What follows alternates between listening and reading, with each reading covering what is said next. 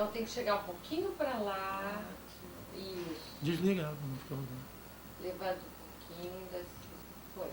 Noilton, como é que surgiu a ideia de fazer um filme sobre a vida de Euclides da Cunha? Em 1965, meu pai chegou em casa com um recorte de jornal anunciando um concurso literário sobre a obra de Euclides da Cunha. E me incentivou a participar desse concurso. Eu nunca tinha lido nada sobre Euclides e comecei a me interessar sobre o assunto. Li Os Sertões com 18 anos e foi uma experiência muito forte. Eu li o livro com uma satisfação muito grande e não tive nenhum problema com o que as pessoas diziam, que a primeira parte do livro era muito difícil, que poucas pessoas conseguiam passar dessa primeira parte, que era a Terra. Mas eu li a Terra com muita vontade, com muito desejo de saber o que era aquilo, que região era aquela que ele mostrava, o que era Canudos, o que era a guerra que se travou ali. Então eu consegui uma empatia muito grande com o autor. Estudei também sobre a vida dele, a morte trágica que ele teve, a viagem para o Amazonas, a construção de uma ponte e a vida dele de militar. E me envolvi muito com a história dele.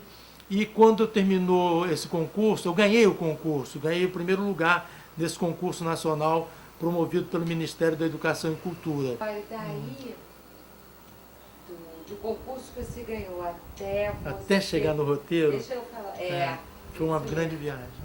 Até você ter a ideia de fazer um filme. Até a ideia de eu fazer cinema, que eu não fazia cinema, não tinha a menor ideia de fazer cinema naquela época. E Euclides criança? Como é que foi esse processo de escolha do ator que ia fazer Euclides criança? Esse aí eu gostaria até que as imagens fossem passando atrás, depois a gente vai ver isso. Porque nós fomos para Cantagalo e nós fomos para uma fazenda onde o Euclides tinha vivido. Não exatamente onde ele nasceu, mas na fazenda vizinha, porque onde ele nasceu virou uma fazenda comprada por uma indústria de cimento. Então mudaram muitas coisas, mas a fazenda vizinha era da mesma época e nós resolvemos filmar lá. Aí convocamos uma garotada da região para que fosse lá participar dos testes. E foi muita criança, branca, preta, menina, menino, e escolhemos um garotinho maravilhoso que encantou toda a equipe toda participava da seleção. Na seleção eles tinham que dizer pelo menos uma frase, e a frase que a maior parte escolheu era: alimento há muito o sonho de uma viagem ao Acre. As criancinhas falavam isso várias vezes nesse teste. Nós escolhemos um garoto que era assim que parecia o mais elétrico daquela turma toda que apareceu. Mas no dia que nós fomos filmar, com a equipe de mais de 30 pessoas, pronta, 35mm, som direto, luz, carrinho, a criança ficou muito assustada e não quis sequer colocar a roupa que tinha sido feita para ela se transformar no Euclides da Cunha de 3 anos, 4 anos de idade, quando ele perde a mãe dele, né? E foi uma dificuldade, mas naquele mesmo dia tinha acontecido uma coisa muito interessante. A assistente de produção local, lá de Friburgo, de Cantagalo, ela nunca tinha levado a filha dela para o set de filmagem. Nesse dia ela levou. E era uma menininha do mesmo tamanho do garotinho que a gente tinha escolhido, só que ela tinha um cabelo louro que ia até quase a cintura. De tão louro, parecia branco no contraluz.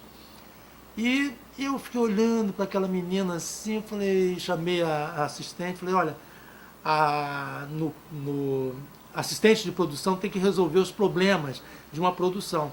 E nós estamos com esse grave problema aí, então você tem que resolver. Mas como? Aí eu falei para ela, falei assim, a sua filha. Ela olhou para minha cara, o quê? Minha filha? É a sua filha. A sua filha pode fazer o papel do Euclides da Cunha. Mas como? Ué, veste a roupa nela. Aí a menina, na mesma hora, botou a roupinha, ficou perfeita. A roupa coube perfeitamente no corpinho dela. Aí ela falou assim, mas o cabelo? Eu falei, olha, corta. Meu marido vai me matar. Falei, olha, tudo em nome da arte. Aí chamou o maquiador, cabeleireiro, cortou-se o cabelo da menina. Aí eu falei, agora pinta, né? Tinge o cabelo da menina. Aí tingiu-se o cabelo da menina, a menina ficou um Euclides da Cunha perfeito. E ela tinha que chorar nas cenas, né? Porque ela ia ver a morte da mãe dela. Ela entrava no quarto, a mãe estava na cama morta. E no dia seguinte a mãe ia ser enterrada. Então ela tinha que chorar muito. As cenas tinham que mostrar ela chorando. E eu acho que nós conseguimos umas cenas muito interessantes dela chorando.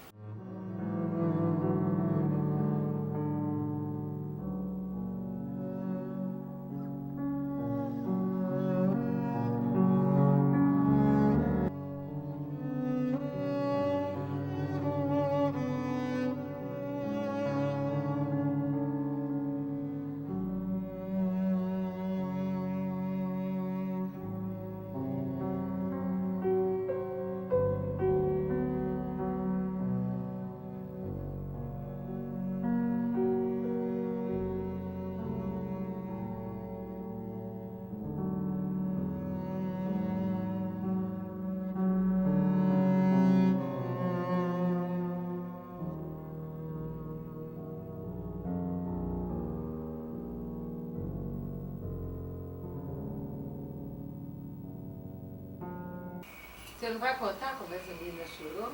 Ah, você quer que eu conte como é que ela chorou? É. Como é que vocês fizeram para fazer a criança chorar?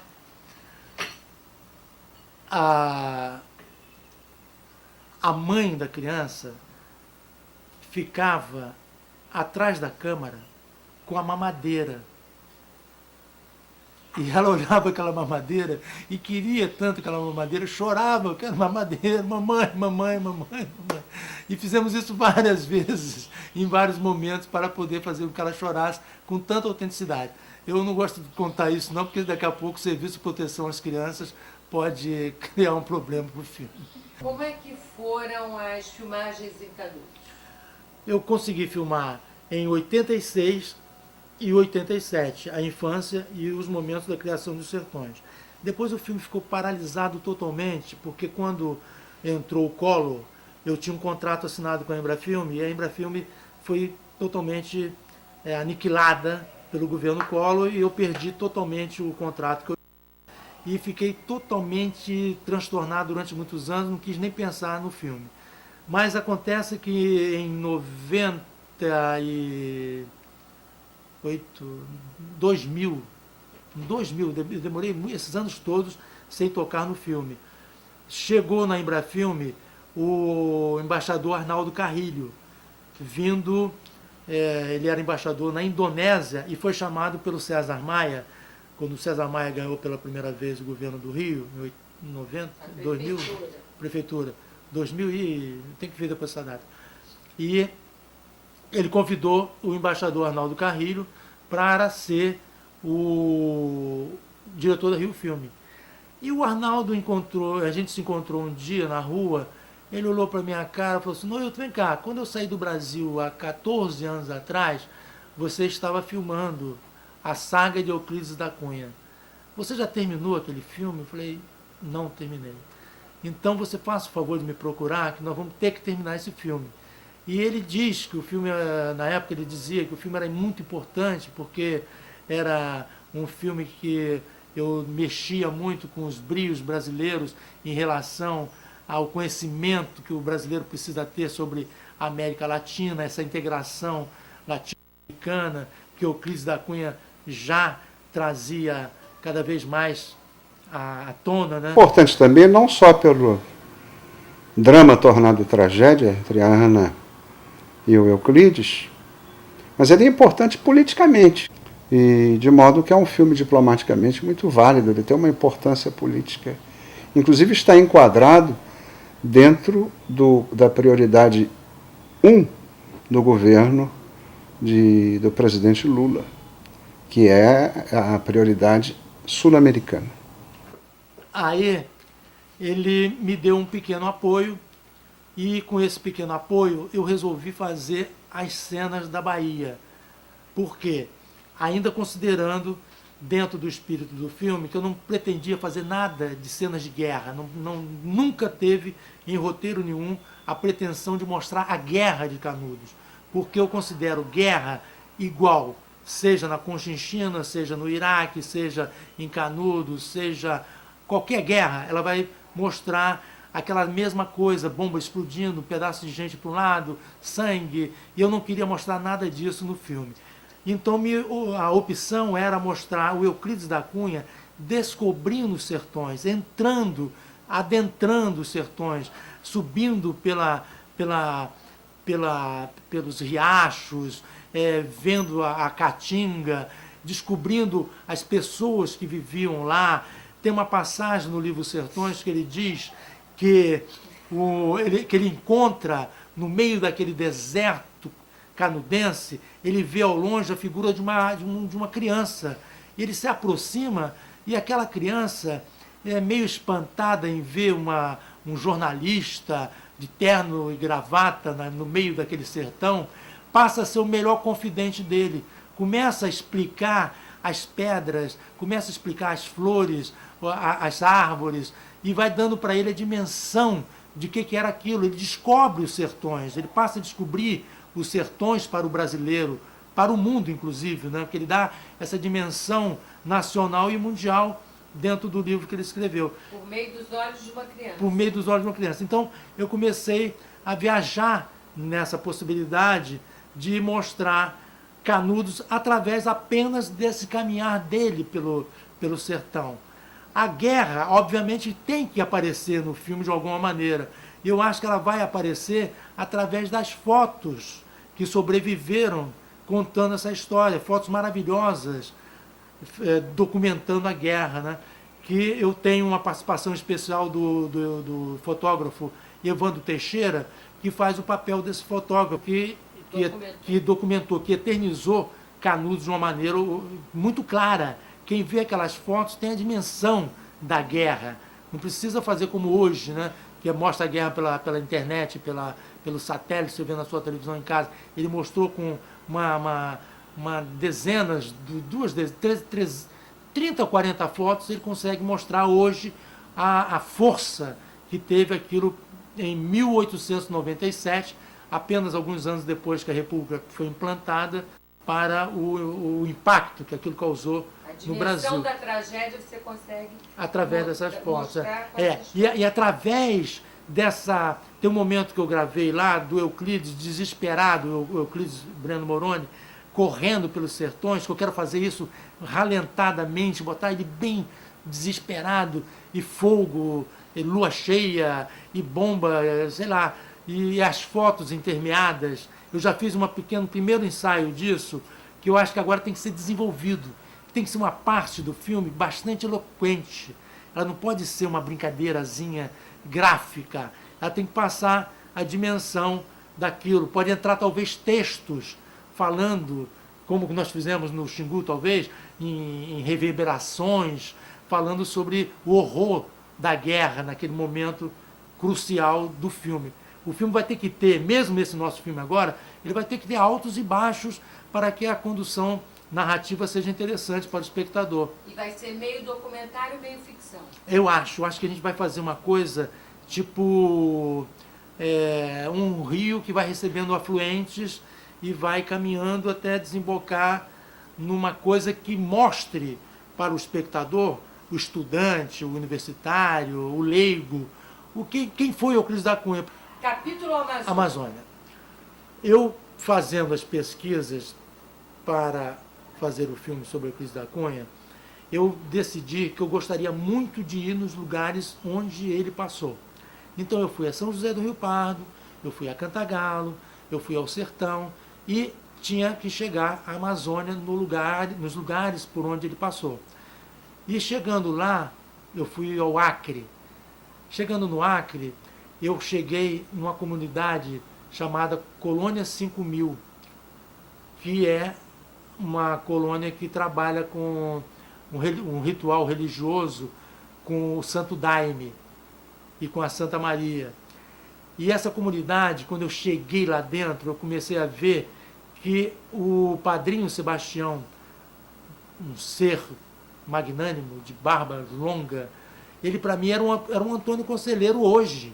Quer dizer, ele já morreu, né? Eu fiz essas filmagens em 82. Então, ele já faleceu. Mas eu via Antônio Conselheiro revivido na figura dele. E via aquela turma toda em volta dele como fossem os próprios acompanhantes do Antônio Conselheiro. O ritual que ele fazia lá dentro era muito perto do que eu consegui vislumbrar lendo Os Sertões, das cantigas, das canções, dos rituais messiânicos, místicos de Canudos. E via aquela comunidade como se fosse uma própria Canudos, revivida dentro da Amazônia. Então, para mim, agora, dentro desse trabalho que nós estamos fazendo, eu acho que se colocarmos essa vertente canudense amazônica, nós vamos causar um certo impacto nessa consciência comunitária, né, que Canudos poderia ter sido, se ela tivesse vingado, né, ela poderia ter poderia ter surgido uma Canudos no Amazonas, como surgiu quase 100 anos depois. E a cena final, e a morte de Euclides? A morte, quando eu leio o roteiro, eu gosto muito do final do filme. Eu acho que o final do filme é clássico. Então, a parte final do filme, do roteiro, ele é grandiosa, porque ela vai ao nascedouro do cinema. Ele volta às origens do cinema. Ele é cinema mudo total. Não vejo um barulhinho, a não ser o barulhinho da projeção, se tiver, né, porque já não tem mais a projeção 35mm, você hoje não vê mais barulhinho nenhum, que já é direto no...